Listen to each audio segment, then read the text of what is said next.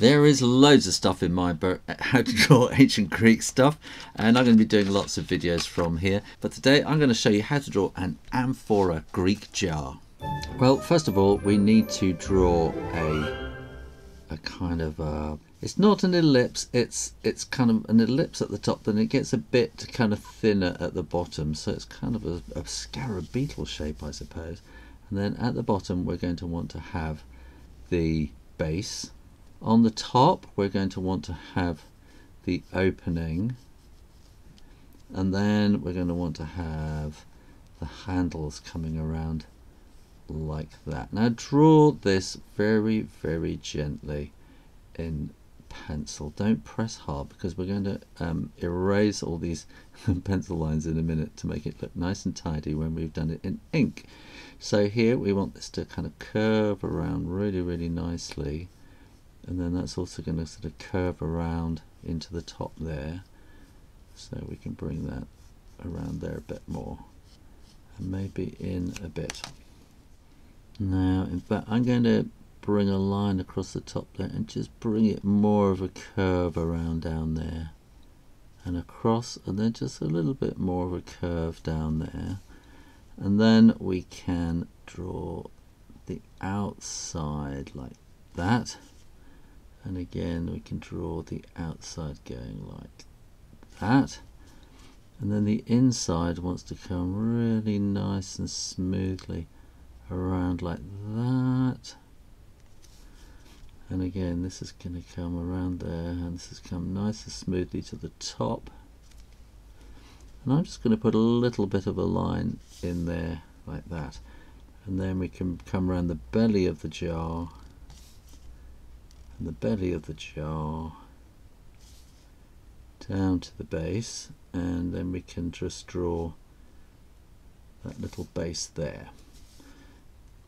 Now we're going to want to come up to about there, go straight across, and we can draw some little lines across there, and then at the top here then we can draw a line going over there, and we're going to want to put this kind of pattern coming up like that, and then that can be slightly shorter in between, and then shorter again in between those. We're going to want a line across there, and then put a line across there too, and what we're going to do is in the middle draw a curve up and a curve down. And then we're going to want a curve going that way and a curve going that way, one going that way and one going that way. And then we're going to do this kind of leaf pattern inside each one. 1, 2, 3, 1, 2, 3, 1, 2, 3, 1, 2, 3, 1, 2, 3, and then put little dots in between like that. Now we're going to want some kind of an image on our pot, and what better than to have a naked athlete staring across the front. So we have to be quite careful about this. So that's going to be kind of, the head is going to be like that, and we're going to have his arms will be like that, and his body coming down like that, and then his legs are going to be going across there, and then this will be coming that way. This is the knee going up to the ankle, and then a little triangle there. So these are going to be his arms like that. Now let's start here with kind of a little semicircle for, it's not actually his hat, so this is kind of representing a kind of a sweatband or something, headband, and then this will be his hair underneath, so we can make that dark. And then we'll put an eye, nose, and a mouth, and then this will come straight across there, and 1, 2, 3, 4, and then come back again, and then this will come across and down, thumb, and 1, 2, 3, 4. So this is all going to be inked in black here.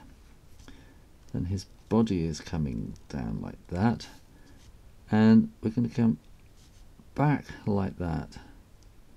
I'm going to leave a little gap there, a little kind of white gap there to show where his leg is coming up there. So luckily we're not seeing anything that we shouldn't be seeing, because he's got his leg in front here, so it's all okay. And we're going to do another little kind of curve like that, so there's kind of a little gap between this leg going back there like that, and then we can just take a little bit of time and shade in black. When you're absolutely sure the ink is dry, then you can erase those pencil lines, and then we can shade this all the way around, and we can shade this all the way around too. And we're going to want to shade this dark top part here as well, leaving a little bit of kind of whiteness up at the top for a kind of a reflection of light on the rim. And then we're going to do a similar kind of thing here. So if you just draw nice smart lines into the middle, and then here as well I'm going to do a little bit in there like that, and then I'm going to leave a little bit shiny to show a reflection on the base. And then I think we're going to need just a little bit coming around the sides here. It kind of adds a bit of pattern, but it also adds a bit of shading. We could put some in over the top of that pattern there as well, and we could do the same down this side. Now of course here you want to add a little bit more, so I'm using mostly, this is kind of raw sienna, I think it is. Oh, I can't remember what colour that is. I think it's burnt sienna or something like that. I'm useless. There we go. So that will bring that kind of brown all the way down to there, and now I'm going to use neutral tint to fill in this darker bit, but I'm leaving that little bit of white on the top for kind of reflection, and similarly there I'm going to leave a little bit of white for reflection on the handle, and around here again a little bit for the reflection, and then down at the bottom I think this bit can all be quite dark, but we'll leave a little bit of reflection there as well. You can maybe want a little bit of shadow underneath it just to add a bit of drama. There you go. How to paint your ancient Greek vase. Well, thanks for watching. Please like this video and make sure you are subscribed to the Draw Stuff Real Easy channel. You can support my videos by following me on my Patreon page. Put your drawing idea requests in the comments box below, and remember to keep drawing, drawing, drawing. Practice, practice, practice, and I'll see you next time. You take care now. Bye bye.